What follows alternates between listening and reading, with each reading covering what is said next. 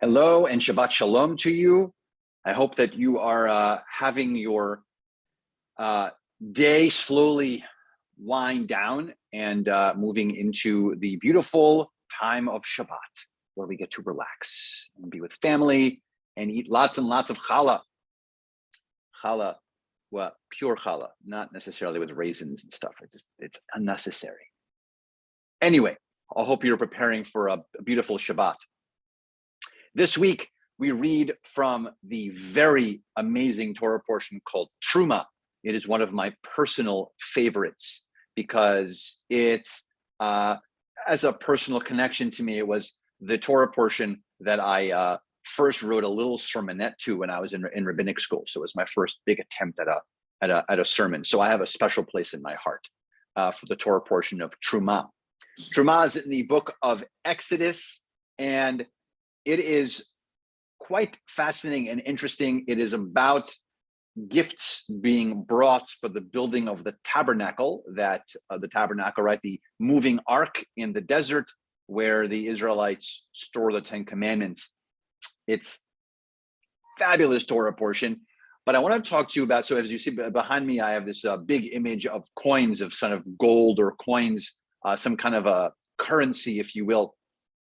And I want to talk about the idea of truma versus tzedakah, right? So tzedakah, which we sometimes refer to as charity, I think gets mistranslated. And tzedakah has the word tzedek in it, and tzedek has the idea of justice and righteousness as part of that root. So tzedakah really isn't optional.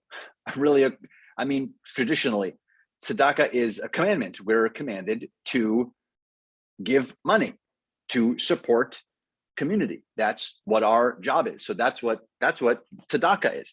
Now, we think tzedakah is a nice gesture on our part, but that's really not the case.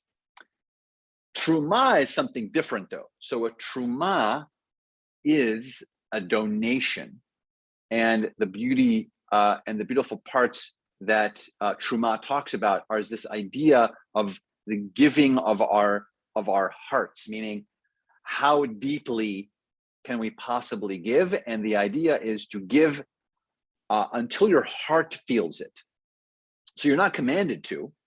So perhaps it's actually better to do Truma than tzedakah, because tzedakah you're commanded to. So maybe you're commanded to give, and so maybe tzedakah you give to a certain level.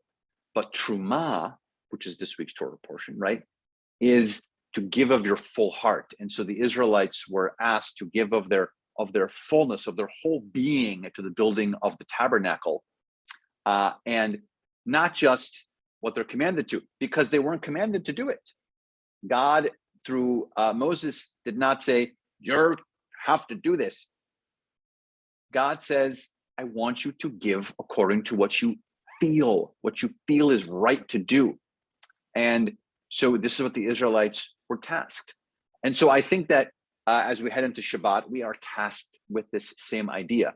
Sometimes it's much more complicated to be commanded to do something, but when we're asked to give of the fullness of our heart, I think that we should reflect on that, not just in this financial piece that connects the Torah portion, but what do we do in our lives? What do we do Jewishly that we're commanded to? And how does that feel?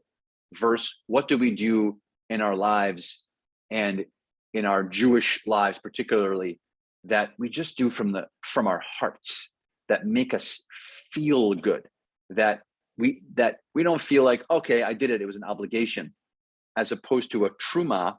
So I'll ask all of us heading into Shabbat to think of opportunities and moments in our lives where we want to give truma, where we want to give from our hearts and our souls, time, energy, love, care, focus, education.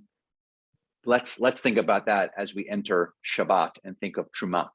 This week, services are early. They're at 6:15, and it is Shabbat under the stars, our very special and awesome service here at CBI. So that's 6:15 tonight. Look forward to seeing you. Don't forget to register, please.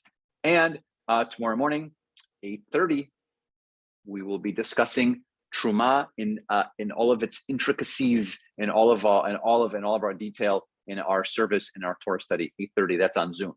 All right. See you soon. Shabbat shalom.